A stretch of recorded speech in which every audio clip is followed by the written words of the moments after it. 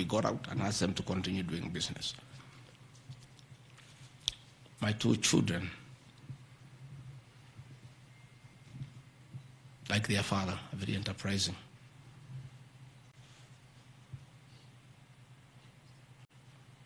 Nyeri County, where I come from, we were hit badly by COVID, and all our hotels shut down. Hundreds of jobs were lost. Many people who were supplying to those hotels shut down. The two most important hotels in Nyeri is the Outspan Hotel and the Treetops Hotel, and they are always run together. The Outspan Hotel was for sale, and my children were interested, and I encouraged them.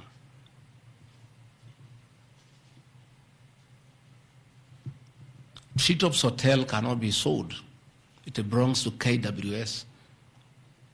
It's a government hotel. You can only lease. And the person who owned Outspan Hotel had also leased the Treetops Hotel. So my son acquired Outspan Hotel and got an assignment of the lease. So they don't own Treetops Hotel.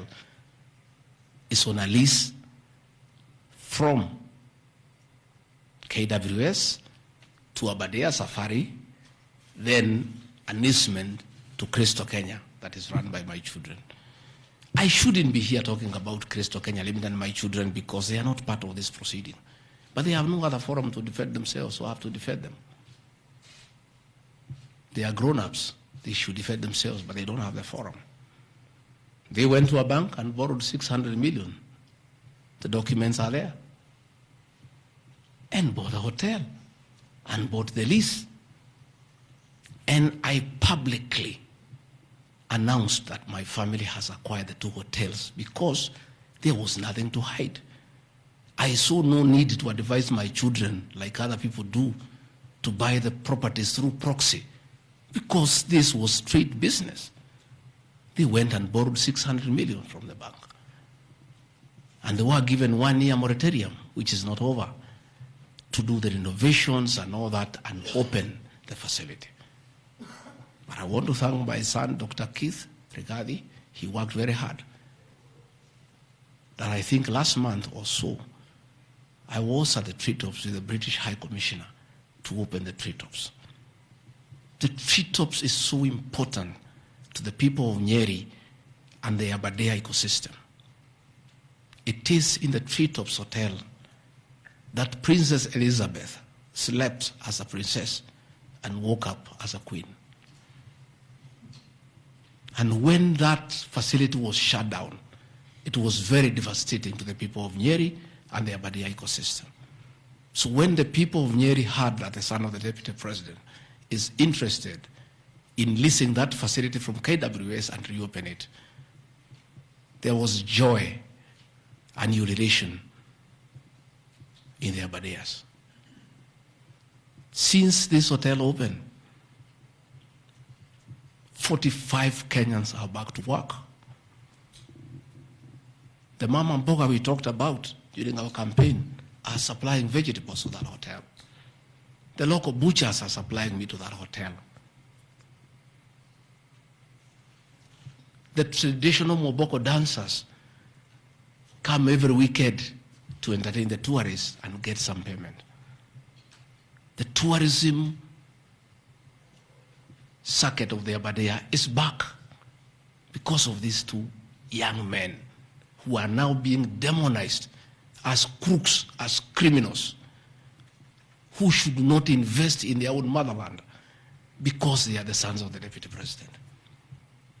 The deputy president of the Republic of Kenya spends a lot of time in one of his functions that he has been given by the president to coordinate development partners and look for investors. Why should the deputy president go to look for foreign investors when his own children can invest at home? Children of many other people I know hide their money in Dubai and Cayman Islands. They don't want to invest here. What crime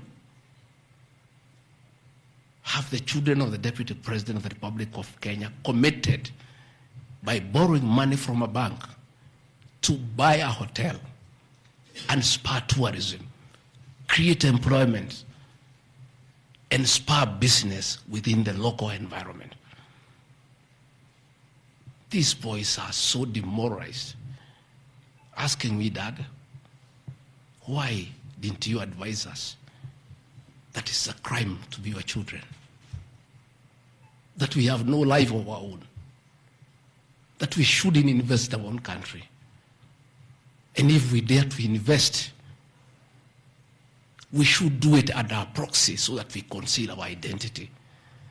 Are we criminals by virtue of being your children? That's a question my children are asking me.